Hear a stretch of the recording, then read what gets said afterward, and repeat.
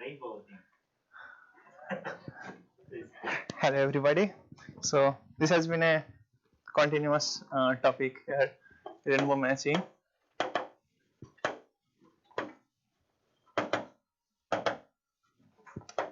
In edge-colored simple graphs.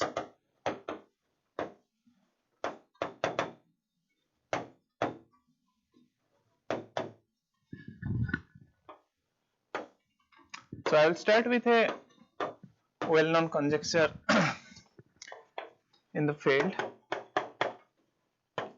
which is often attributed to Breuer, Reiser, and Stein. So the original conjecture was phrased in terms of Latin squares. I'm going to translate it in rainbow matching in graphs. In any proper coloring of the complete bipartite graph KQ, Q with Q colors,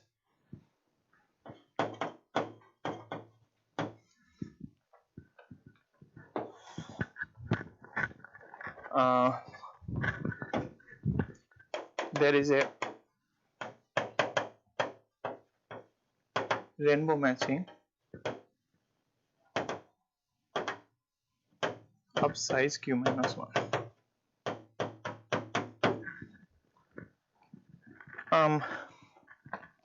This is best possible. Let me give you a quick example why this is tight. So consider the following coloring. So let me first tell you what is KQQ is just like you have Q vertices in both sides and it's the complete bipartite graph.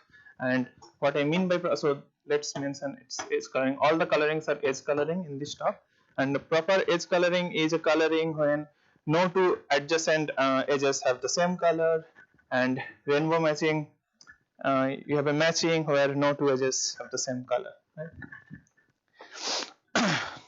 So consider the following coloring. You have these two sides A and B, and label the vertices with the group ZQ, and consider the color set of colors also ZQ, and color in the following way. So let's say this is A and this is B. Color AB with C if and only if C equals to B minus A. So if you consider this coloring, you will see that there is a proper edge coloring and there is no rainbow matching of size Q. There are obviously Q colors and there is no rainbow matching of size Q minus 1. Let's quickly see why. Let's say we have a rainbow matching of size. So we want to prove that there is no rainbow matching of size Q, and also we assume that Q is even. So suppose there is a rainbow matching of size Q. Let's say this is the rainbow matching. This is a rainbow matching of size Q, and AJBJ is of color J. Then what happens? Then if we look at this sum, summation AJ and summation BJ, those are just, you have to cover all the vertices in both the sides. So it's just summation J, where J sums over to ZQ. This is just Q times Q minus 1 over 2. And if you look at this, summation BJ minus AJ, this is just summation J. This is because of our coloring, right? Because AJ BJ has color J, that means BJ minus AJ should be equal to J. And this is Q times Q minus 1 over 2. And by using this, we know that this should be 0, which is a contradiction for even Q. I assume Q is even. Actually for Q odd, it's conjectured to be Q here. Okay.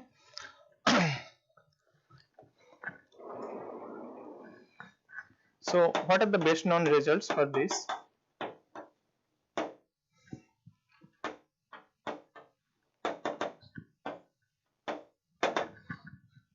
So for a long time, the best known result was there is a rainbow matching of size something like Q minus order of log Q square, and this was done by Hatami and Shor. And recently there has been a breakthrough where this was improved to Q minus order of log Q over log Q. This was done by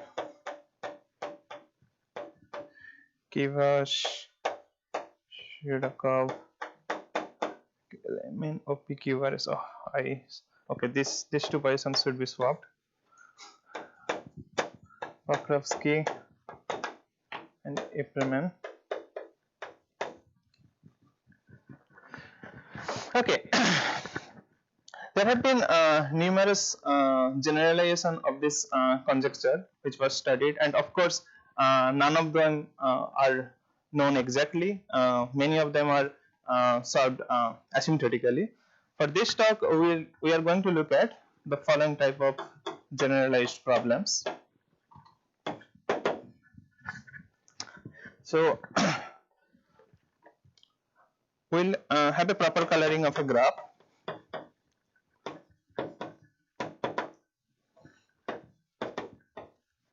such that every color appears exactly Q times.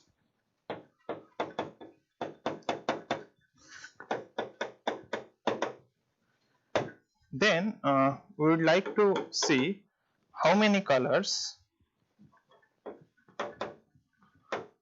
would ensure a rainbow matching of size Q. So this is the type of problem we will be looking at. So the first result in this flavor was by Driscoll, who proved the following.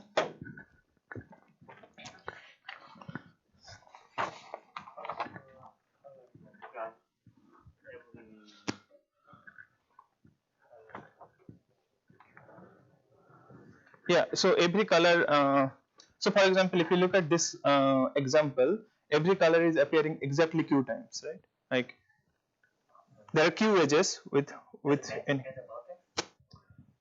no, as edge, so it's always proper edge coloring, like proper edge coloring.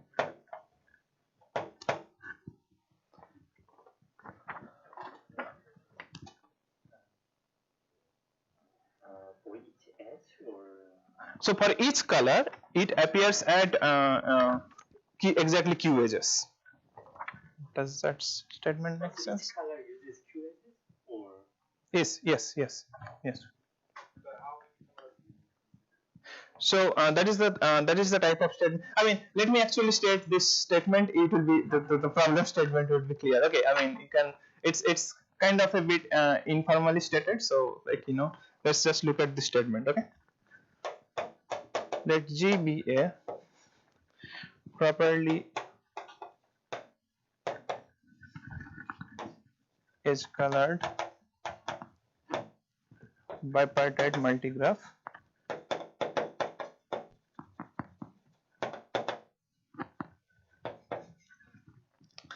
with 2Q minus 1 colors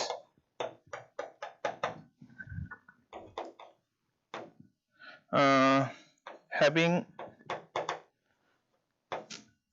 exactly Q edges of each color.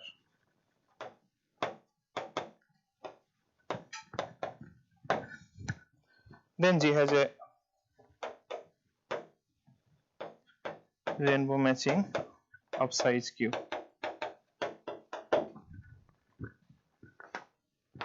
Does this statement make sense? So this is basically the setting I'll be using always, and we have 2q minus 1 colors. In every color we have exactly q edges, and then we can ensure a rainbow matching of size q, and this 2q minus 1 is the best possible for bipartite multigraph. There is a unique construction which I'm not going to say, but it's very nice. Okay.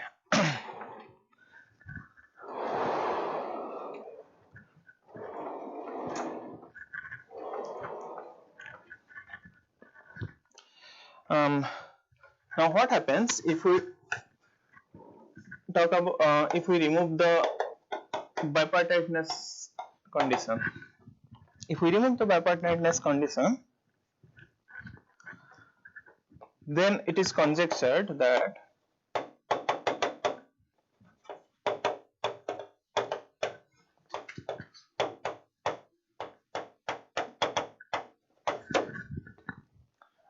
without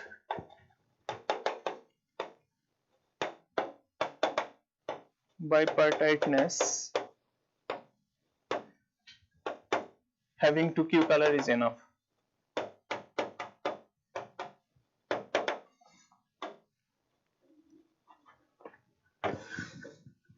So what I mean is, instead of 2q minus 1 color, if we have 2q colors, like basically the exact statement is conjectured. So basically it's sometimes 2q minus 1, sometimes 2q, depending on the parity of q. I'm not going into that details. So essentially the same statement is also conjectured for like general multigraphs. And what are the best known results? So you probably have seen this as well in the recent talks. So it was proved that 3q minus 2 colors is sufficient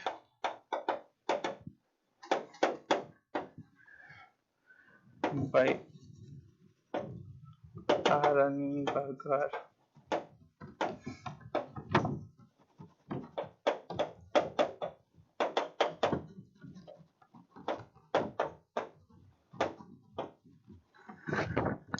and which was improved by 1 to 3q minus 3 colors by Aharoni, Briggs, and Minky and Jinha.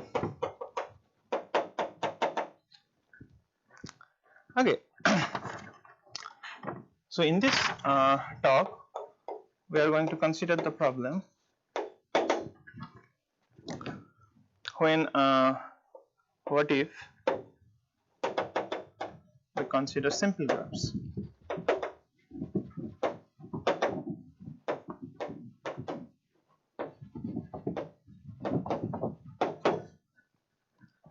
Okay. So far everything is clear.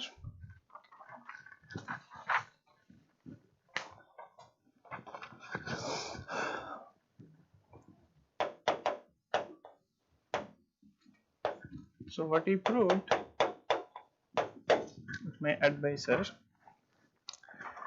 is the following.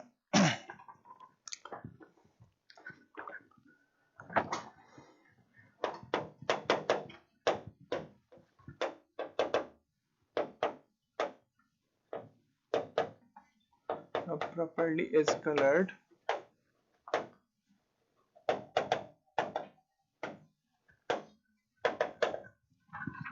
with 2q plus small oq colors,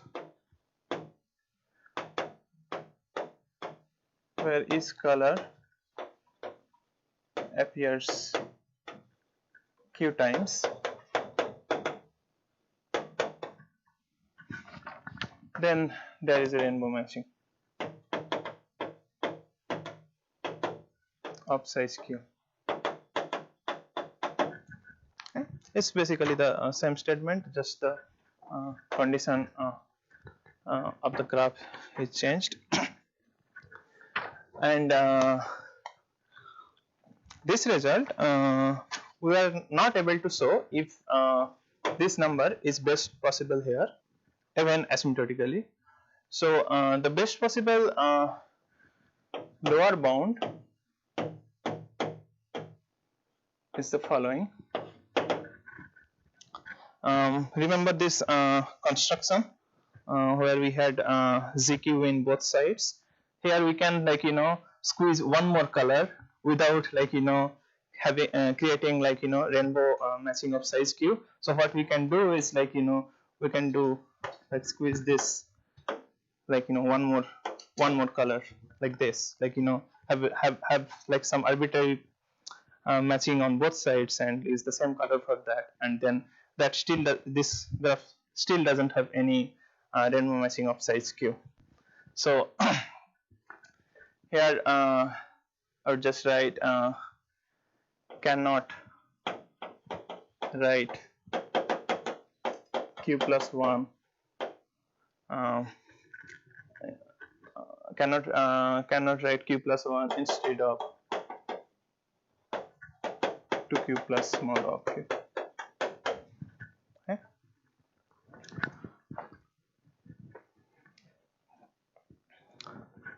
Conjecture for Gyárfás is QQ, but that's for multigraph, and so there's some and that really has to be multigraph. Yes. As far as you know. Yes. There are constructions known which where you cannot do better than 2Q, and those constructions are, like, multigraph, like okay. So one of the obstruction in proving, this result was the situation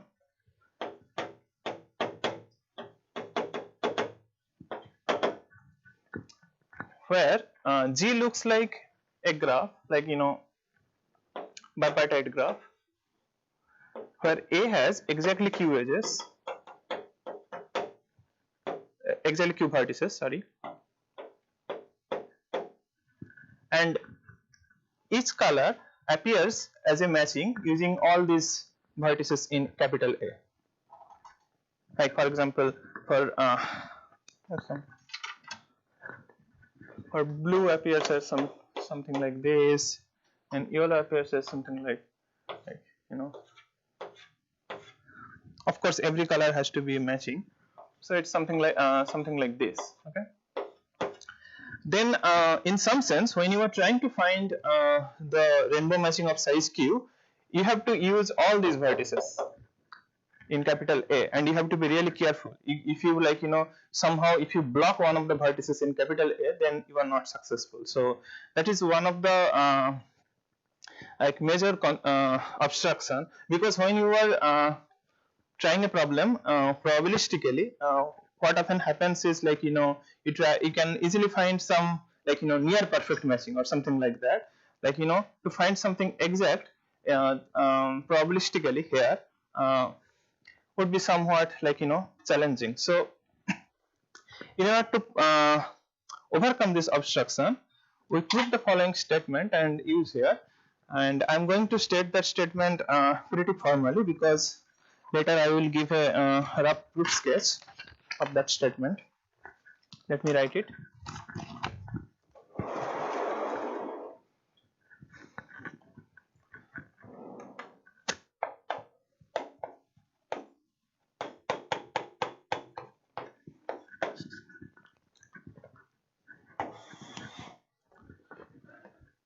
For every epsilon greater than 0, there exists large enough n such that whenever q greater equals to n, the following holds.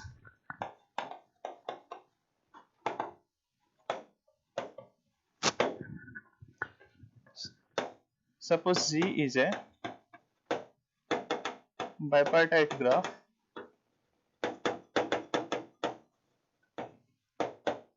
on A union B, where A and B are the bipartition, and size of A is Q,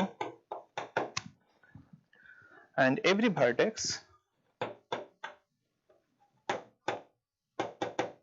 in A has degree at least 1 plus epsilon times q, and the edges are properly colored.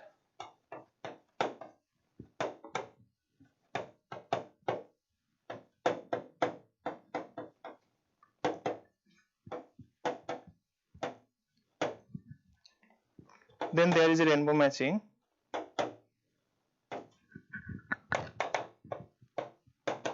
of size q.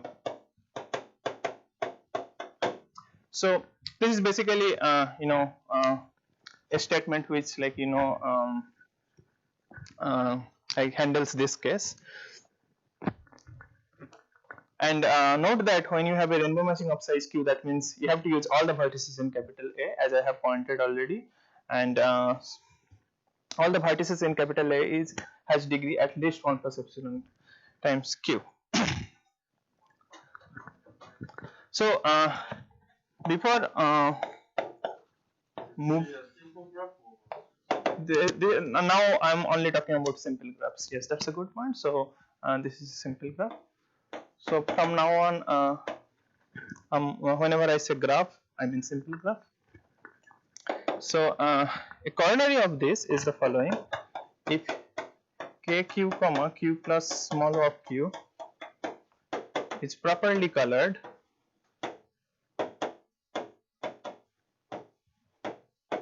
then there is a rainbow matching of size q. So if you remember the Brouwer-Stein conjecture, so this is in some sense a different asymptotic version of this. So here these authors, they are trying to make this number as asymptotically close as q minus 1, and they are I have rainbow matching of size q, but like here one of the side is a little bit larger, but asymptotically q. And this statement is of course asymptotically best possible because epsilon equals to 0 is not true by the same construction I have shown you before. And one little observation: epsilon equals to 1 is easy. So if epsilon is 1, that means you have q vertices in the left side, say, and every vertex has at least 2 q neighbors. And then what happens is, if you greedily try to make a rainbow matching, then suppose you got a rainbow matching of size q minus 1. Okay, for the last vertex there are like 2 q neighbors, and you will have at least one free edge to add in the rainbow matching. This is I was wondering roughly what the dependence of the lower order term is here. Little of q. This little of q. So our proof gives something like it's something of the form q to the power c, where c is definitely more than half and less than, I would say, 9/10 or something like that. It's something in between. I didn't write it exactly because it's not that interesting, but yeah, it's of the form q power c, where c is strictly less than 1. So yeah, it will be interesting to make it like small, like log q or something like that, but yeah, and it is probably hard to improve further than that because I don't know, it might be possible. Just thinking that if you delete a small set of rows of a Latin square, then you can find it into a sort of because it will still correspond to I remember thinking that way, but it didn't go anywhere. Let's think about it afterwards, I guess. Yeah, I thought that in that direction for sure. Yeah. Okay. Now let me mention roughly how we proved this, and I will give a randomized algorithm which we used.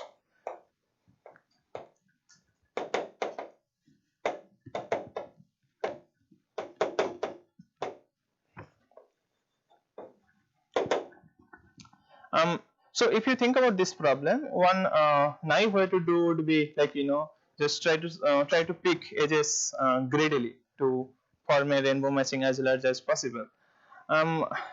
Analyzing that type of algorithm might be hard, so we instead pick a bunch of edges at the same time. This is the idea Rödl came up with. It's famously called as Nibble method. So you'll do something similar. So the goal of the randomized algorithm is to find a almost perfect matching using almost all vertices in A. Find a almost perfect random matching. So what I mean by perfect random matching is a rainbow matching using all vertices in capital A. So this is the A and this side is B. There will be a parameter which is delta. You can think of delta as 1 over log Q. Like it has to be small, but not too small compared to Q. Okay, so what's the algorithm? In the first step, select independently delta Q edges. Let's say E1 dot dot dot E delta Q. Let's give a name P. Uniformly at random. So UAR stands for uniformly at random from the remaining edges.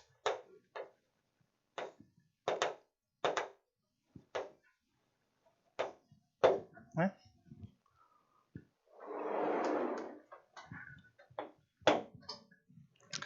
In number 2, this is like you are trying to form a partial rainbow matching greedily for each EI belongs to T. Add EI to the rainbow matching if EI is not incident to EJ for all J less than I, and EI does not have same color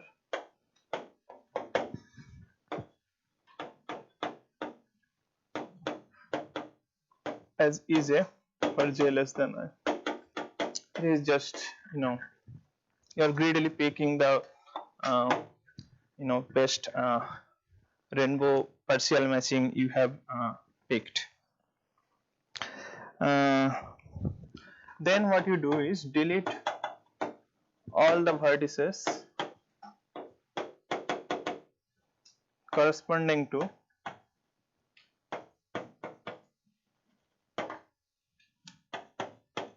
the edges picked in step 2, and then 4 is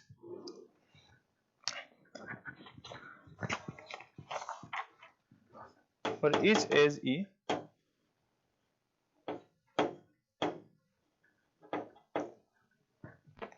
added to the rainbow matching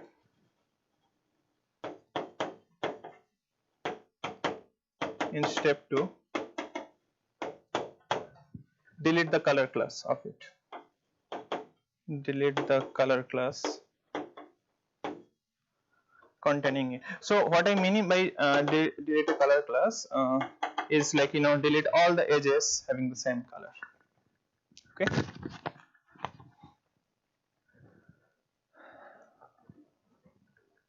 Okay, let's actually keep this board there because this algorithm is very important. And let's write from here because I don't think I'm going to need these things anymore.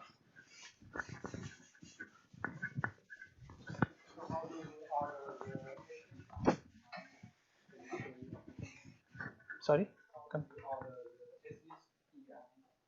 random order? It's like, you know, the first edge you pick is U1, the second edge you pick is A2, and so on. And it's actually also, you can do it like, you know, with replacement. Like you can so among the edges you pick one edge, and the second pick you do, it can totally independent of the first pick. It can be, you allow the same edge as well, because like, you know, this second step will take care of that. I mean, even if you do that, it really doesn't matter, because this delta is so small that, like, you know, if you pick delta q many edges, like it's very unlikely that you will pick some edge twice. In fact, it's also not that likely that you will pick two edges which is incident. Like there will be such cases, but like that, the number of such instances will be small order basically. Step 2, when you are sort of checking whether each edge can be added to the rainbow matching, if E2 isn't added to the rainbow matching, is it relevant for the subsequent edges? It possibly doesn't matter. I mean, it actually doesn't matter. Okay. Like, you know, the loss you will have will be also small order, so it actually doesn't matter. And also, like, you know, being very careful, if you are very careful, then you might be able to actually improve this small of q, but it's probably not that interesting. So, like, you know, probably yeah. So I'll now give you a rough analysis of this, why you should expect this algorithm to work. Okay, so so I told you the goal of the algorithm is to get a almost perfect matching, right? So how can we get a, like, you know, full perfect matching? Let me start with that. So after finding the almost perfect matching, like let's say we run this algorithm for several iterations, and after some steps, if we have the following, okay, let's say if, like, after some iterations, let's say we have the degree of each remaining vertex in A, if this thing is greater or equals to 2 times the number of remaining vertices in A, if we can show that, then we can actually use the epsilon equals to 1 instance, right? Then apply epsilon equals to 1 instance, and then we can actually find a full, you know, perfect rainbow matching using all the vertices of capital A. So in some sense, we have to keep track of the degree of each vertices in A, right? If we can do that carefully, and if we can prove something like this, then the life is good, right? So in order to do that,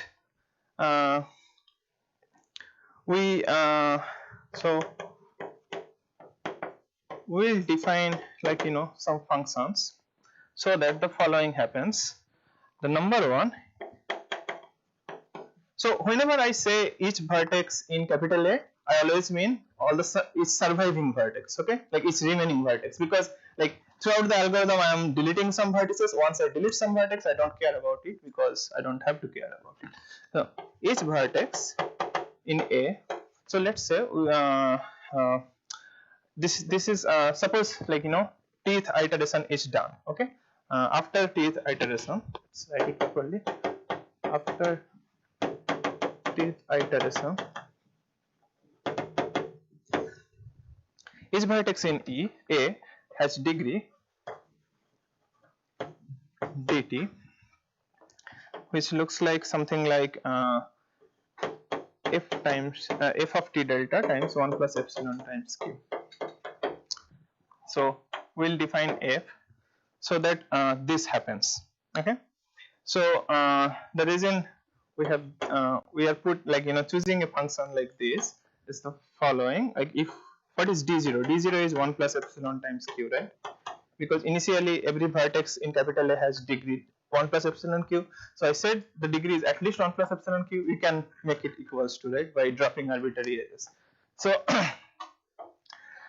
so this will imply that f of 0 is 1, right?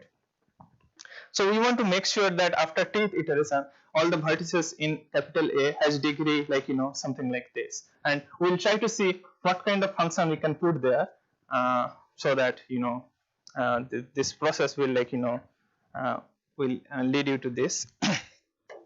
And similarly, we'll have each vertex in B has degree something like dtv, which looks like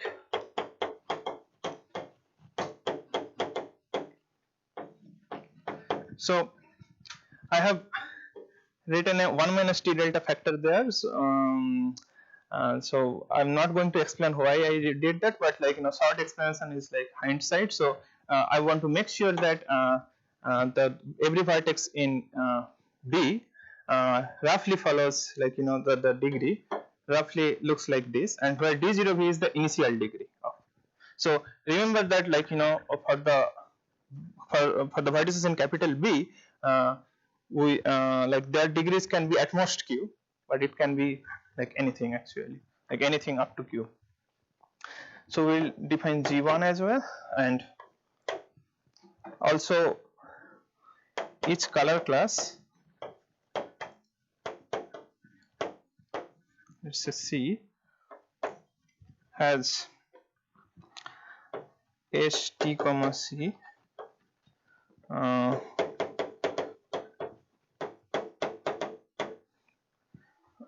and the initial size many edges.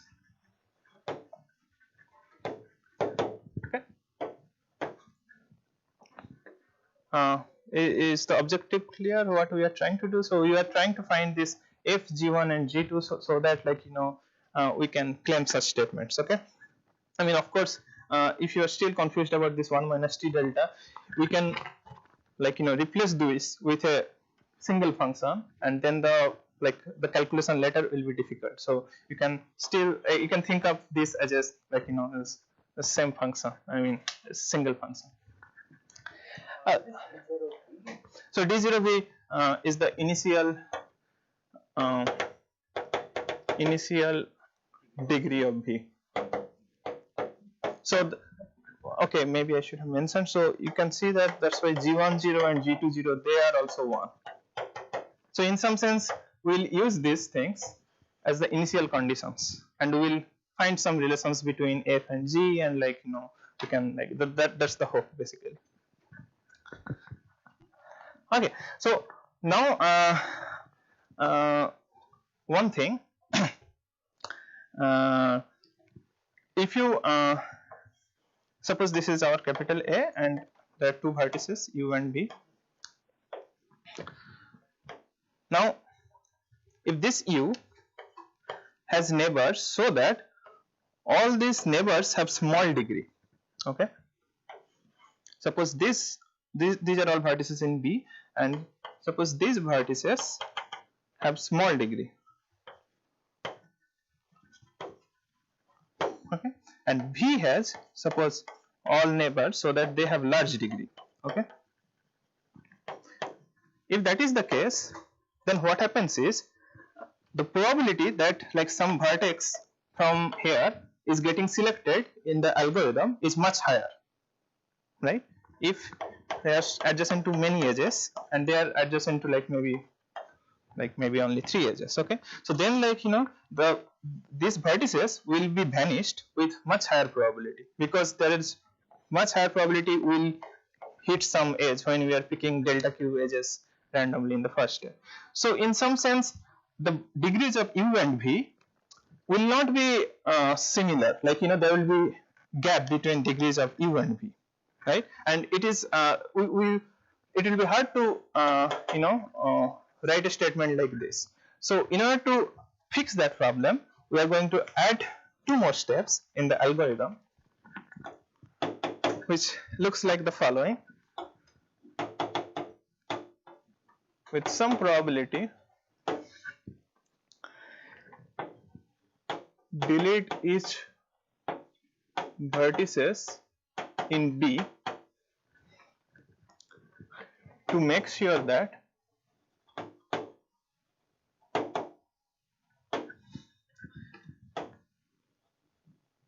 among steps 3 and 3 plus, every vertex in B is deleted with the same probability. So this artificial step is inserted just to make the analysis smooth. That's all. And 4 plus also, like for similar reason, with some probability,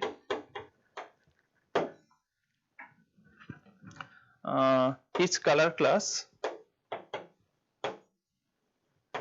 is deleted independently to make sure each color class gets deleted with same probability. So here also, if some color class is big, then that color class has higher chance of getting deleted if some color class is small. So to by adding this artificial step, we don't have that anymore, and we can actually hope to have, like, such similar behavior for all vertices and color class sizes.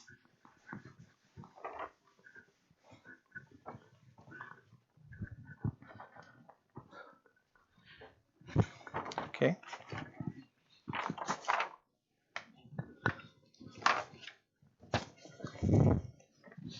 So first of all, I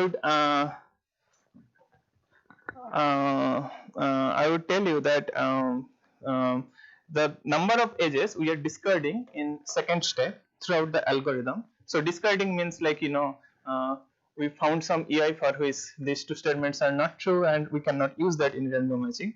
Throughout the algorithm, the number of such edges is really small. Like, I'm going to assume that's 0 for the upcoming analysis, but, like, it can really be handled formally. So so that's why I'm going to assume the following: the number of edges in the partial rainbow matching after tth iteration is roughly t times delta q. So if every time we have, like, delta q, then after t step we have t times delta q. And most importantly, number of vertices remaining in A after tth iteration is roughly 1 minus t times delta q, right? Wait, am I writing it right? No, sorry. 1 minus t delta times q, because, like, you have q initially, so q minus this number. It's simple, right? Okay. Now our next goal is to do the following. So let's say this probability is BT. Okay. So let's try to see what kind of probability we can put there. So find a probability for step 3 plus.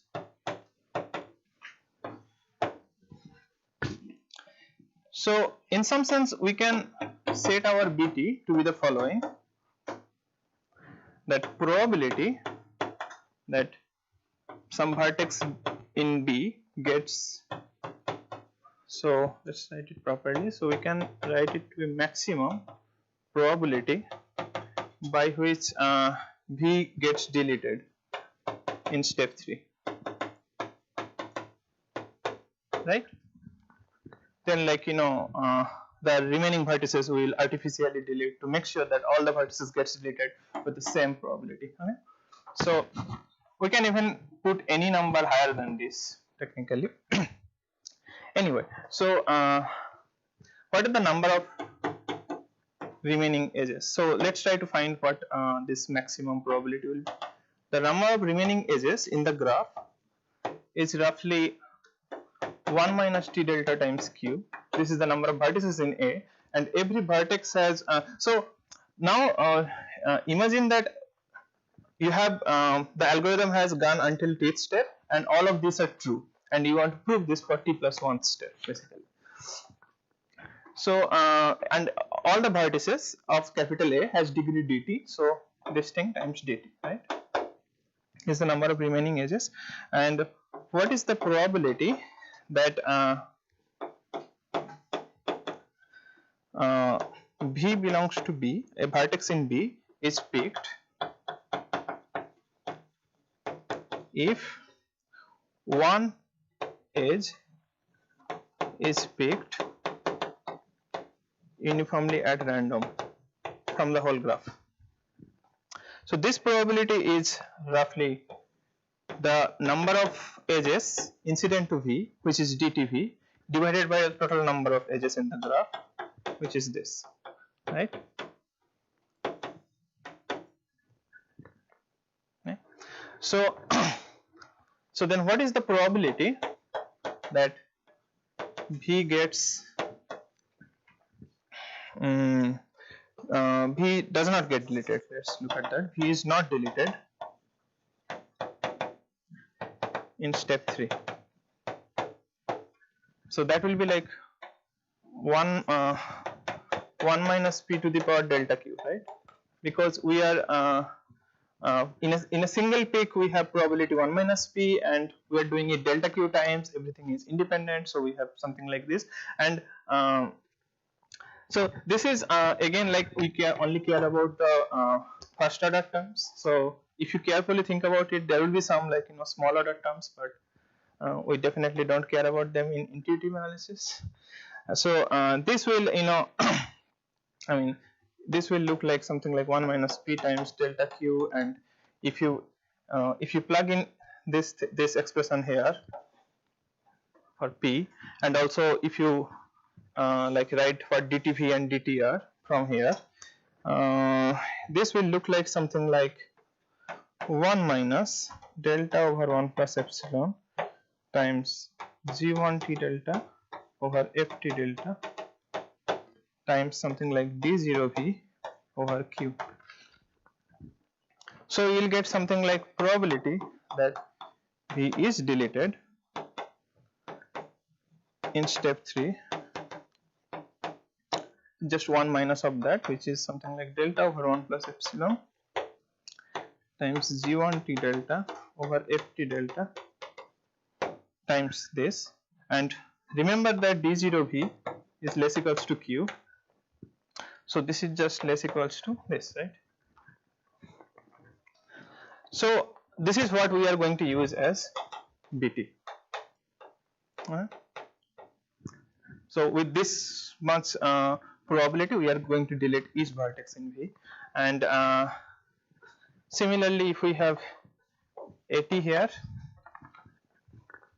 some similar analysis will show that we can set AT as something like delta over 1 plus epsilon times g2 t delta over ft delta.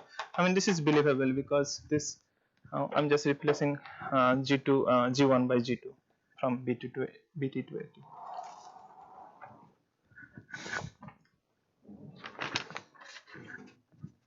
Wait, what I meant?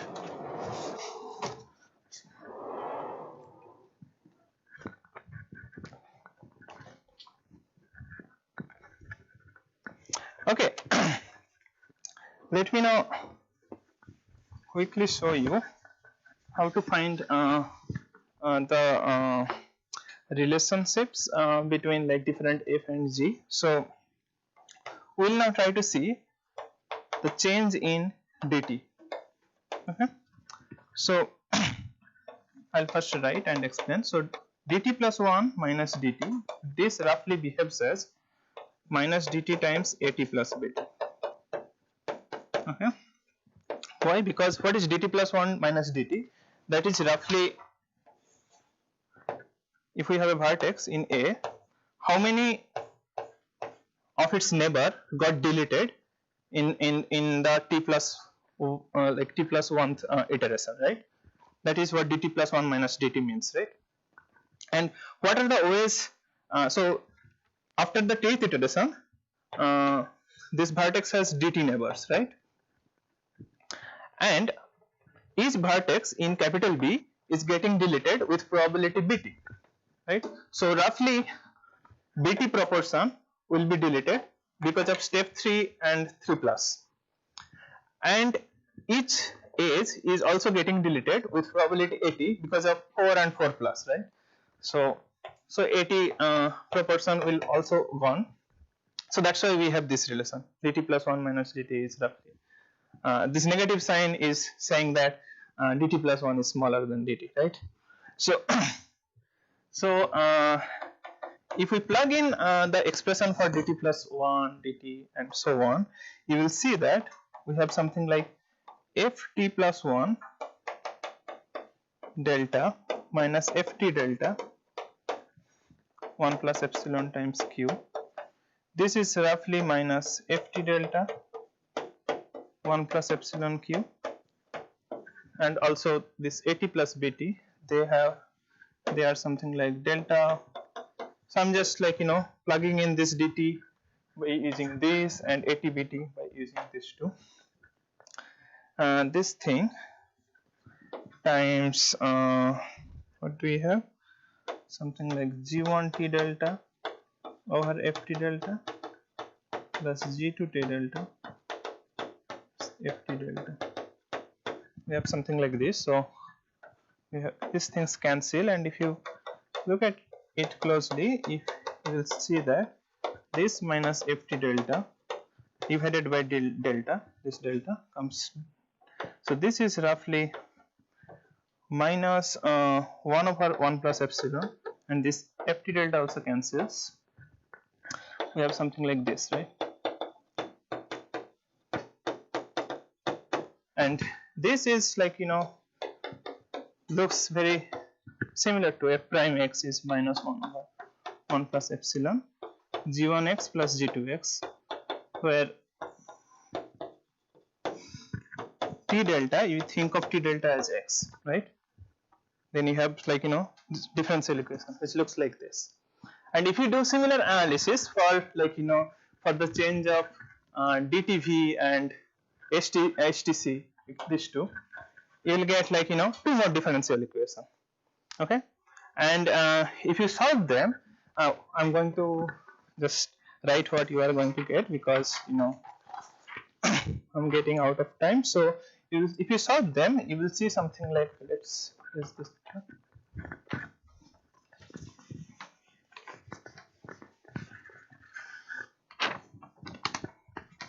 You'll get something like f of x is something like 1 minus x over 1 plus epsilon square, and g1 and g2, they turn out to be the same, and they have 1 minus x over 1 plus epsilon. And then like you try to now you see after like certain number of iteration, you can compare, what did I write out there? So if you can compare the degree of each remaining vertices in A and the number of remaining vertices in A, and like it turns out that if we run this procedure long enough, then actually we get that, like, and then we can finish the procedure. I guess I should stop because it's the time. Oh really? Oh okay. Okay, yeah. Then let's stop for 4 more minutes. Okay, I didn't realize.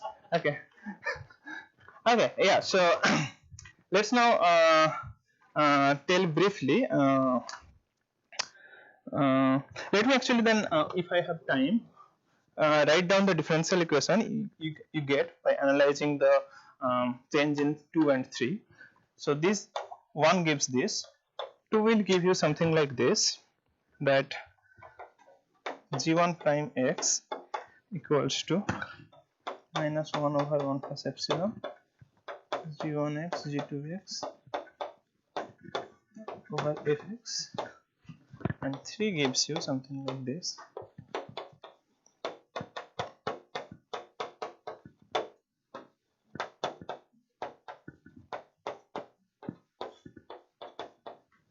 and if you like solve them,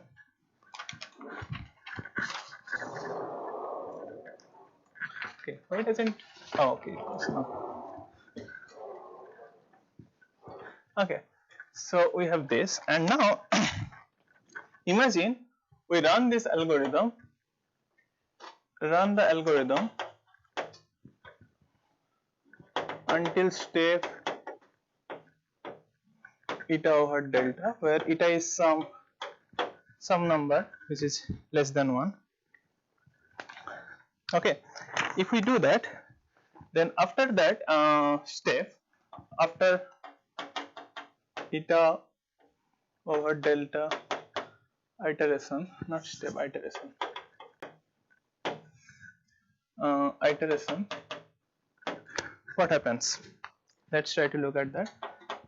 The number of remaining vertices in A is roughly 1 minus eta times q, right? Because why did I write that? Yeah, by using this, right? So T delta is roughly eta, and the degree of vertices in A is roughly, that will be this, right? dt is ft delta times 1 plus epsilon times q, which is f is now given by that. So we do something like 1 minus eta over 1 plus epsilon square, so 1 plus epsilon times q. So we'll get something like that, and then as eta goes to 1, this thing is actually tends to 0. As eta goes to 1, this thing goes to something positive, right? So of course you will have something, you will have some value of eta for which this is at least 2 times that, and there we can stop our algorithm, and then as long as we have this quantity is at least 2 times this quantity, then we can finish the algorithm as I said before, and that's where I'm going to stop.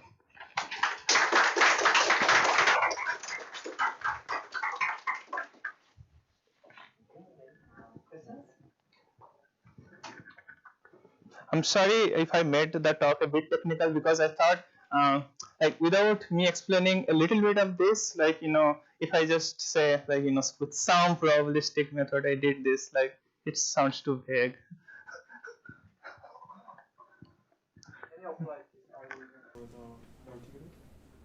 Sorry? Oh, multigraph. That's a good question. Sangil asked me that before. So it is hard to do that because when we are doing this argument very formally, we are using a lot of concentration type bound, like concentration inequalities for probability, and for them like there is something called like Lipschitz condition, where like a small change should not make a huge change in the whole graph. Okay, if you have if you allow multigraph, let me try a quick fix. If you allow multigraph, like there can be a lot of edges between 2 vertices, then like deleting this vertex will cause a huge degree change for the second vertex, right? And that then like Lipschitz conditions will not be holding, and there would be issues.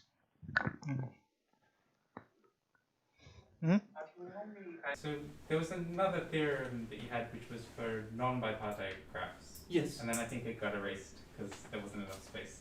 But I can't, what was your main results? Or? So that one is basically if you have 2q plus small o of q many colors,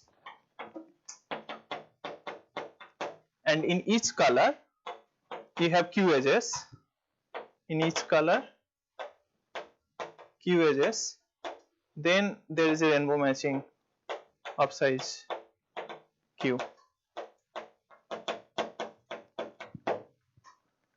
So this is for simple graph, Right. no bipartiteness condition.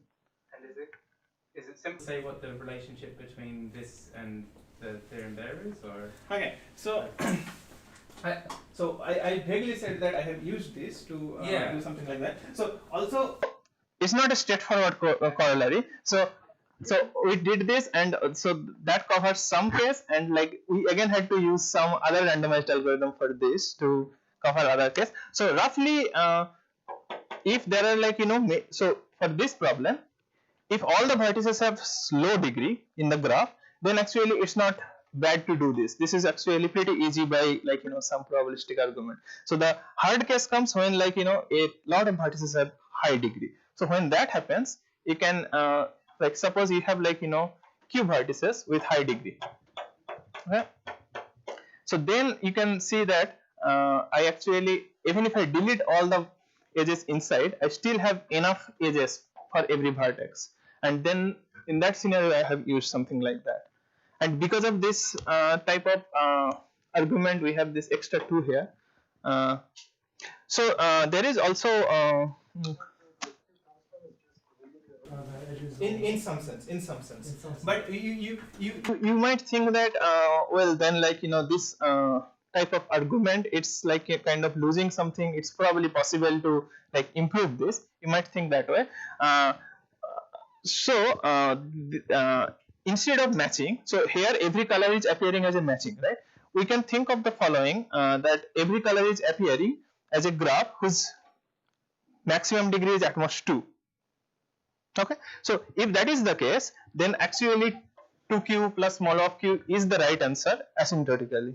Okay, and our proof actually does not care if every color is matching, or if like as long as every color appears as a bounded degree graph, then the proof works basically. So basically you cannot actually improve this argument to improve this. In some sense, you somehow have to do something more structural in the graph. So your result is really not for properly graphs, but it's for not really. Yes. So I have talked about those points in the paper I wrote, but like here for the simplicity I just talked about like properly colored, but yes, it covers for like some bounded degree colored whatever that means graphs. And did people this question, if you don't have the restriction that each color appears on q edges, so you just say that you have a properly colored graph and you have at least a certain number of colors. At least a certain number of colors. Okay, I guess it won't work for a general graph. Like you have to like if you talk about like some complete graph or something, yes, you can do that. But if you have a general graph, then you collect stars still. So. I guess yeah. But people have looked at like the following problem where like you have q color, and in each color you have certain number of edges to make sure there is a rainbow matching of size q. Yeah. Thank you.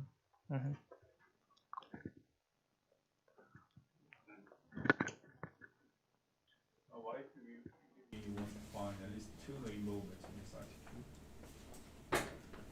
I'm sure that is True. I mean, yeah, for this, I'm pretty sure that is true, because like after finding the rainbow matching, just delete it and run the same algorithm and it works.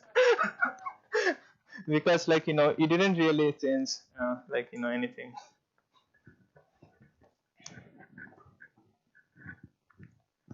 Any other questions? Okay.